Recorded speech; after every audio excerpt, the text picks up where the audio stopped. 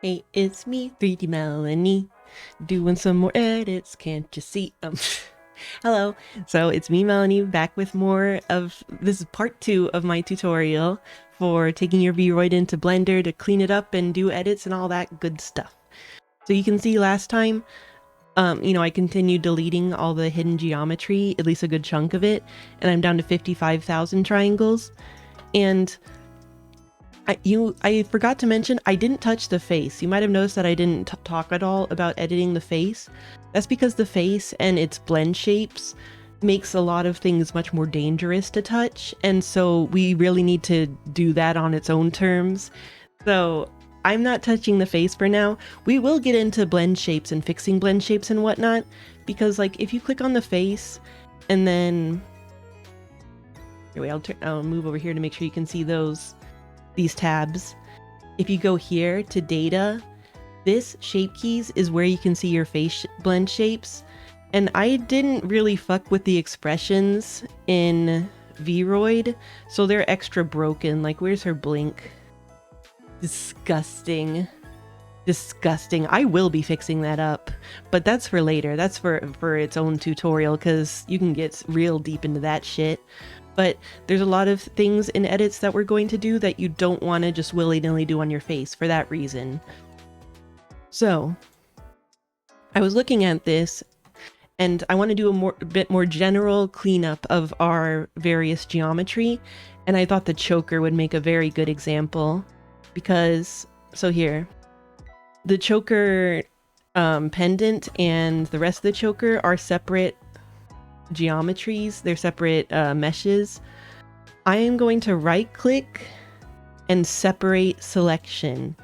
This will make them into their own object, which will make it much easier for me to separate it out from other things and edit it by itself without worrying about the rest of the mesh that it's attached to. And then once I'm done doing that kind of editing, I can always shift click the object it was part of and say join, and now it's part of that object again. But for now I'm separating it out for easy editing. So we've got these two shapes, right? We've got the pendant, we've got the choker.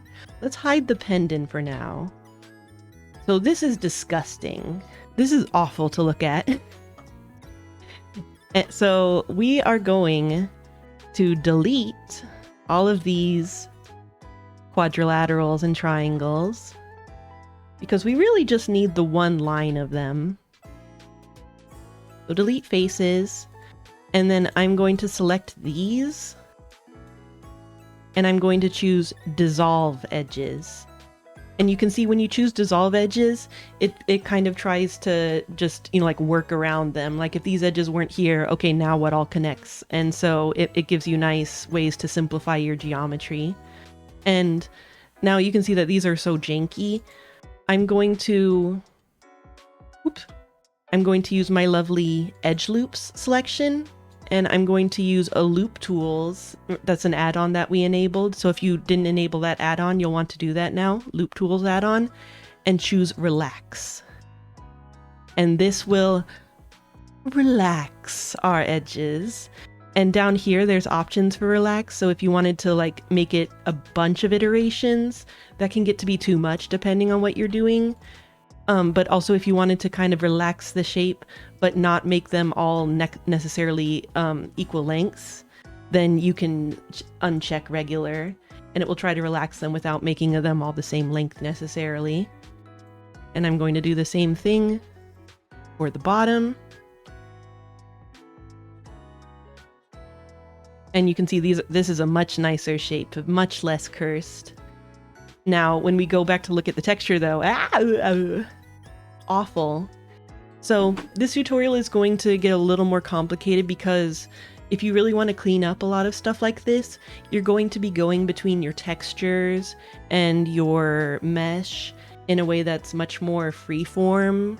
So it requires discussing a lot of concepts at once, but once you understand them all, it'll be so much more convenient and fun, I think, to edit.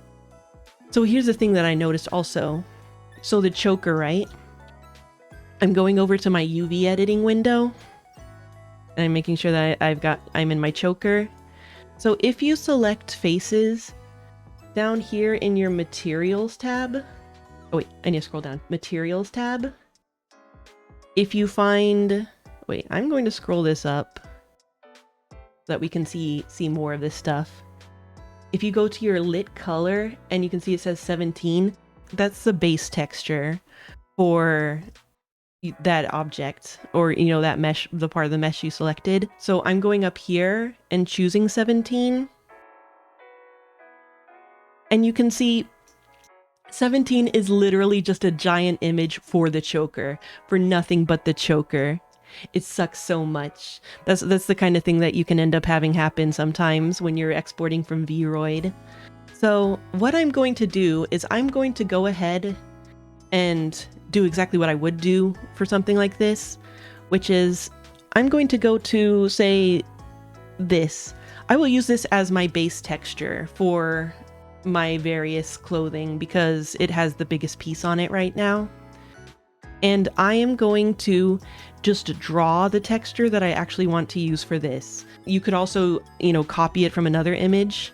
So how you want to draw on these images or edit them, if you're used to using something like Photoshop, which is what I do, there is a place in Preferences where you choose, File Paths, Applications, and you can see Image Editor. So whatever image editor you use, you will want to link the exe here. And then when you do image edit externally, you can see here there's a problem. Image is unpacked before editing. We need to first do this. Unpack it. And I will say use file from current directory, create when necessary. And so it's going to create the actual image instead of it being, just like in the data of the 3D model. So now when I say edit externally, okay, we got an image. So if we go back to our previous image with the choker, which was 17, and if we do the same thing where we unpack it and then edit externally. So if you just wanted to move this texture as is, or maybe you have a more complex texture that you want to move over and consolidate, you can just copy it and paste it into this image, right?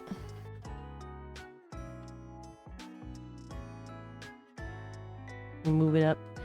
And I'll save that. Oops.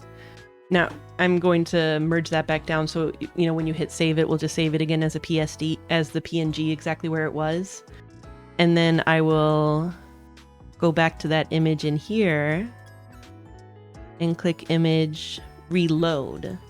And then it will look for any edits you made to the image. So you can see now it's got the updated version.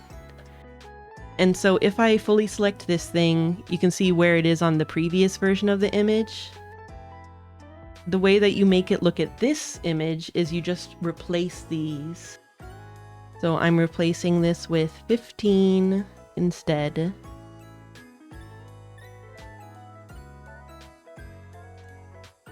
And of course now it's transparent because it's here on this image. So I'm pressing A to select all these and moving them, where they are in this. And so that's something you can do with your more complex things that you don't want to redraw, like how I want to redraw this. But this geometry is bullshit anyway. So the thing is that I don't actually need a long texture for the choker. I really just need this. I need the top lines and the light part and the dark part, and everything else is pretty much just that stretched out. Oh, I did have it a little darker near the back. Alright, fuck it. So I will do that part then. But, like if I didn't want to have something that represented the back being more shaded, I could just use this and stretch it horizontally across the whole choker, and that's all you'd really need. But since I want to go ahead and have it a bit darker in the back to imply shadow, I'm going to just over here in the extra space I have, I'm gonna draw it.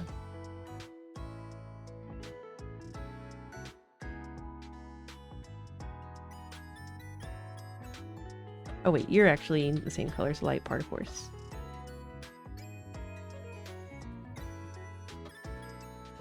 And I'm going to stretch that out a bit vertically so I have more room to work with. Boop, boop, boop. I mean horizontally. And since it's going to get darker in the back, I'm going to basically cut the UV map, what you call the UV map, in a place at the back. So I'm going to make this part get darker towards the back. And that'll be what my texture looks like for it. So I can delete all these, fuck these. And then I can go back into Blender, Image, Reload. And of course this is invisible again. And you can see there's my new texture. Now, how do we make this align nice and prettily to this? So first, if you just choose this and select UV Unwrap, you'll see it tries to do this because there's no segmenting, or there's nothing, you know, to separate it out into a nice pretty line. It wants to try to keep everything contiguous as it can. So it's made it into a ring, but that's not what I want. So I am going to select an edge in the very back. Wait, make sure I'm looking at the very back of it. Yeah, this is the perfect back. And I am going to mark seam. And so the seams, if you think of them kind of like, you know, the seams in sewing or whatnot, once you select this again and choose Unwrap again, you can see now it's made it into this woobly woobly shape. but it's lined it out like that. And then I'm going to choose UV Rectify. I believe this comes in the base version of Blender. If it doesn't, I need to figure out what add-on adds it. I think there's a lot of add-ons really that help you with UV layout and stuff. I used to have a different one that made things into nice rows. But if this is an add-on, I'll be sure to link it below. But if you choose Rectify, it makes everything into rectangles. So then I'm just going to rotate it. And then I'm going to use this to make sure I get exactly 90 degrees. And you can see where things are lining up right now. And I'm going to press S to resize it.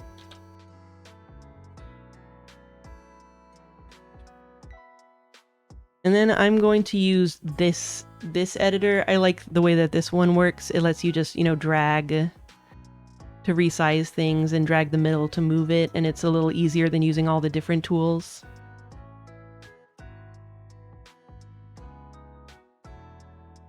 Oh, and I'm a doofus because I forgot that this object isn't mirrored or anything yet.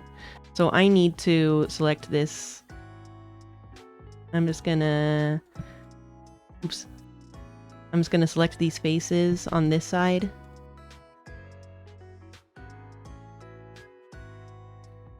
And I will drag this over to meet the rest of it.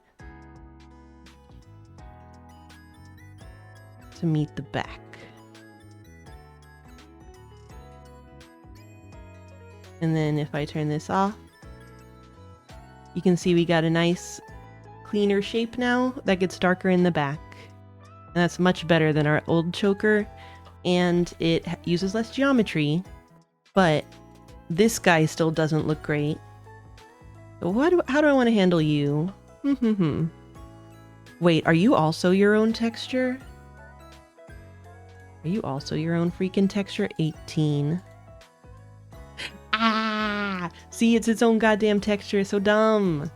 So... oh, that's right. I had to stretch this image to make it look kind of right in VRoid. So I'm just going to actually go grab the original asset I had for this from the live 2D version of her. Here it is. I'm just going to grab this image real quick. Copy. Go back to this texture and I'll make it part of this. And it can be nice and big to make sure it's high res. Oops. Merge that down so it's okay saving it as a PNG. And I'm gonna go back and go back to 50, or was it 16? Which one? 15. And image reload. And now this geometry is poopy butts. we really just need one rectangle that represents this guy, because we don't want it to bend or deform because it's like a metal thing. So I am actually going, how do I want to handle that? So I'm going to select all of these and choose, oh, first I will choose Loop Tools, Flatten. So this will kind of give it a flat shape that's, you know, like the best one that it can try to make from all the various edges that you've chosen. So now this is a flat shape. Now what happens if I just say dissolve edges, I wonder? Yeah, perfect. It's just one weird shape now. It's beautiful.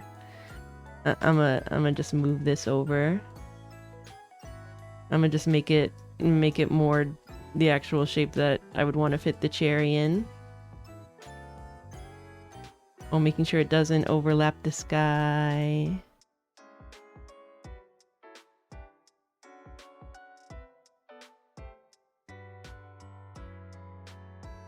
Here, I'm gonna snap to symmetry. Have I talked about snap to symmetry yet?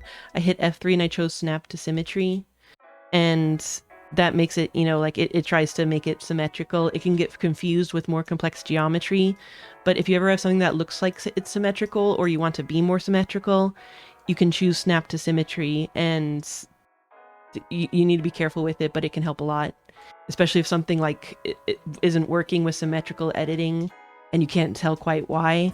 You can choose snap to symmetry. So now it's a little symmetrical rectangle. It's about it at the place I want it. So I'm just going to UV unwrap. And of course that gives me a big rectangle. And right now it's still on image 18. So I'm going to tell it to look at image 15 instead. And then of course when we look at this, it's going to look ridiculous. So I think you're bigger on top. Yeah. I'm lining it up. I'm sizing it down. Oh, that's right. I probably want to make this a bit wider than it actually is. Let's see though. So if I want to give it more space on those sides, you want to make sure to use slide instead of this, because like if you just try to use G to move it, you'll see it stretches the whole thing. Though there is an option for that.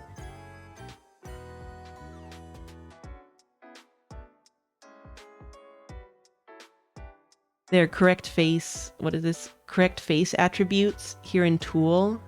I believe, yeah, now if I press G and move it, it won't fuck with it. It won't fuck with the texture. So you might or might not want to have those on that setting checked to bending. Oh, but I'm going to check symmetrical editing here so that it makes both equally big. And then we have a much nicer, just flat image that's not all weirdly curved around in a way that it shouldn't be. And that cleaned up that a lot. So I'll do like the same kind of thing to a lot of these pieces. So like here you can see that we've got a lot of extra space down here, and these lines are almost enough to cover this stuff. They just don't quite go down far enough. So I'm going to select edge loops and edge slide, and I'm going to slide them down to where they cover everything I need them to down here. And you can see now they are below all of the actual drawn on stuff. So now I can safely delete these. There's probably a smarter way to select this whole row of things, but you know, whatever, man, whatever.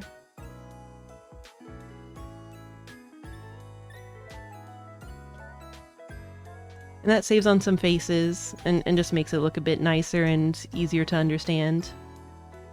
And then of course, if I wanted to, I could go in here and try to line these up better and maybe actually make them reflect the geometry implied by the folds by pulling some out a bit.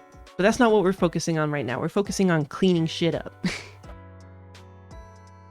So I guess that's also an aspect of cleaning shit up. You know what? Let's fuck with it a bit.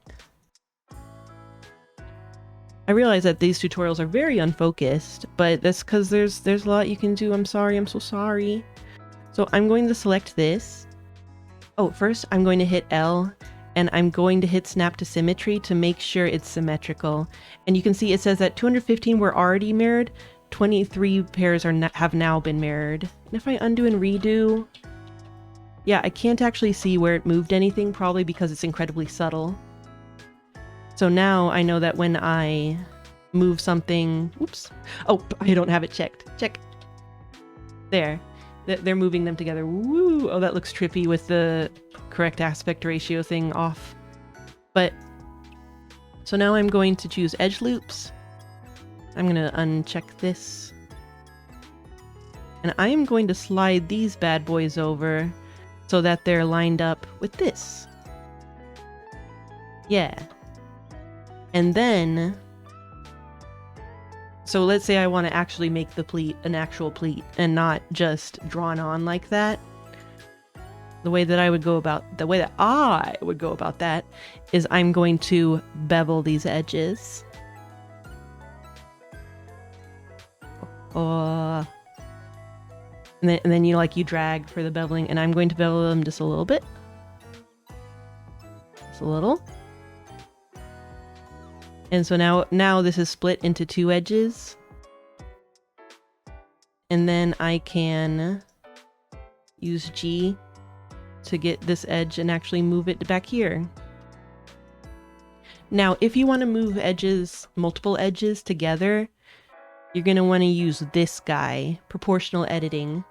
So if you choose proportional editing and then hit G, oh, my circle's probably very big. She's doing a dance. She do a dance.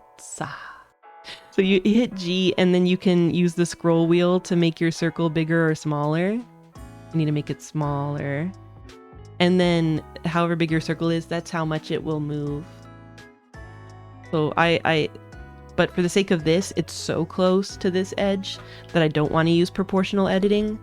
I am just going to move a few of these edges back here.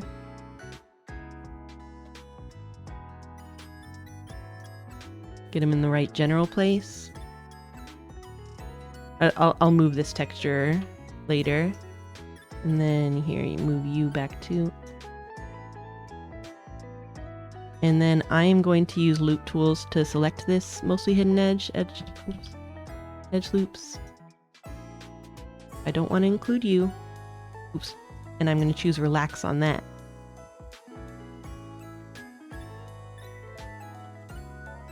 And now it's a nice smooth shape that ends up going behind our other shape. I forgot to bevel this edge. Forgot to bevel this edge over here, motherfucking oops. There's a way to get around that, but you would need to use a mirror modifier, and that's a whole other thing. But I'll mess with that later. But that's a way that you can change the shape of some things if you want to make, some of the stuff that you drew on into actual 3D geometry. So like here. Wait, let's hide the jacket. How's this geometry looking? Pretty fucking weird if you ask me. Pretty fucking weird. So I'm gonna edge slide. Edge slide you down. Oh, edge slide you down. And then I'll just vertex slide. Slide vertex. Slide you down. And then I'm gonna make this match this actual edge for me. And a nice thing about if you make these actually match is you can make a cleaner delineation between things. Here, let me get this decent. Yeah. So I'm going to select all of this edge. I'm not using edge loops because it wants to select all of that in this instance. So I'm just selecting these edges manually. And then I'm going to relax.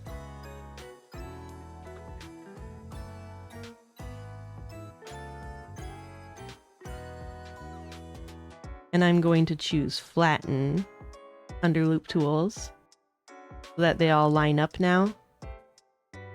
And if I go over to UV editing, sometimes UV editing you have to update to show what you're actually working on by refreshing or hitting Q or whatnot. If I select these faces now,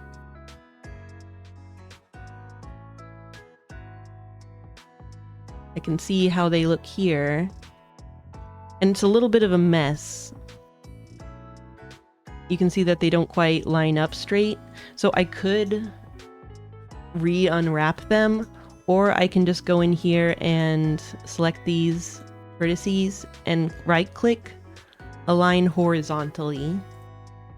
And now that these are on a nice horizontal line on our texture. And so if I do the same thing up here,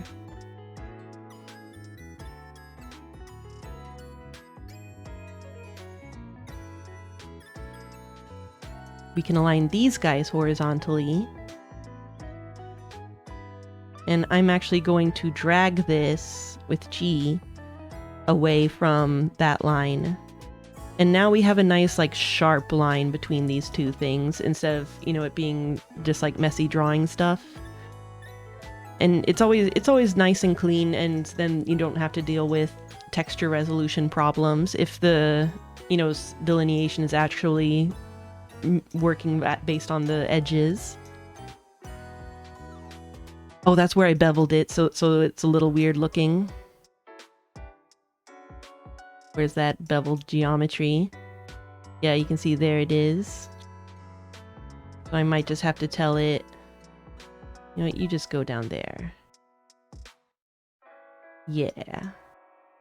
So that's a lot of the kind of stuff I end up doing.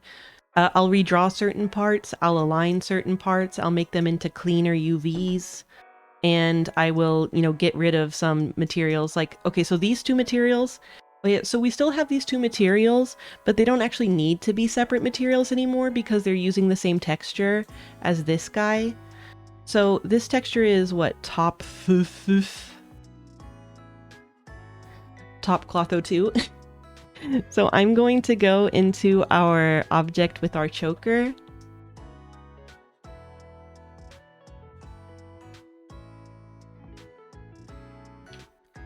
And look at our materials. And you can see all these materials are still on the choker, but Top Cloth 02 is the one that I actually want to be the material for everything. So I'm going to make sure this is all selected, and then I'm going to go to Top Cloth 02 and assign. And that way all of this is officially just this material. And the rest of the materials, if I go back out into object mode, I can get rid of them. And you can see if I get rid of Top Cloth 02, now it's invisible because that's the one it's actually using. And it's not using any of these anymore. And same on this thing, it probably still has the materials that I no longer need from that.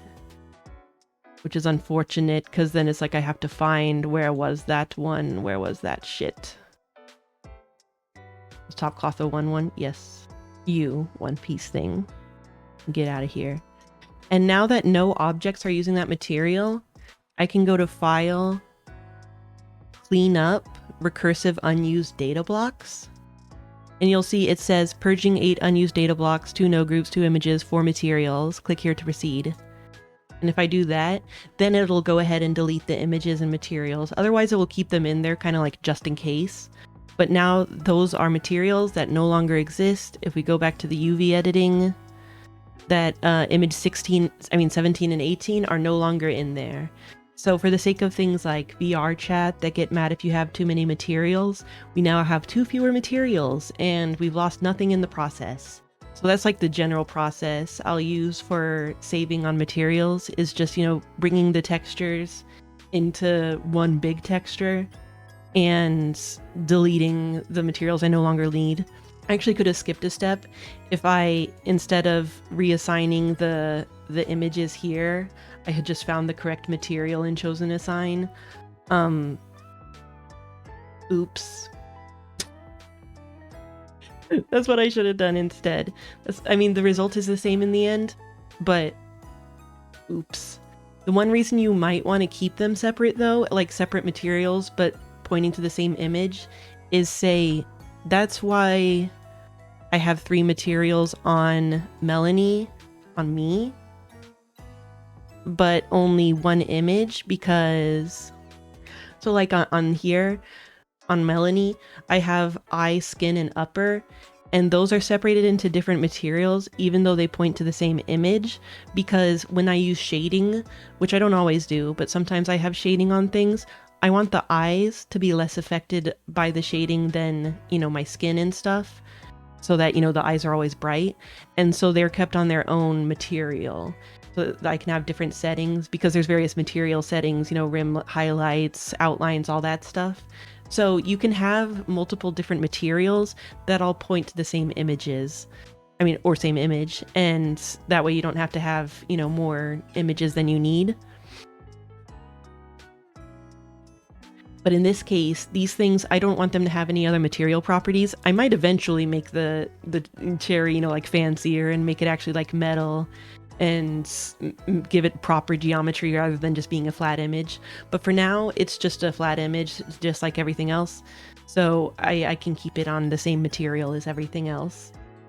And so that's a lot of the kind of stuff I do, redrawing things that I need to, moving around how stuff is attached to different rectangles, that kind of thing.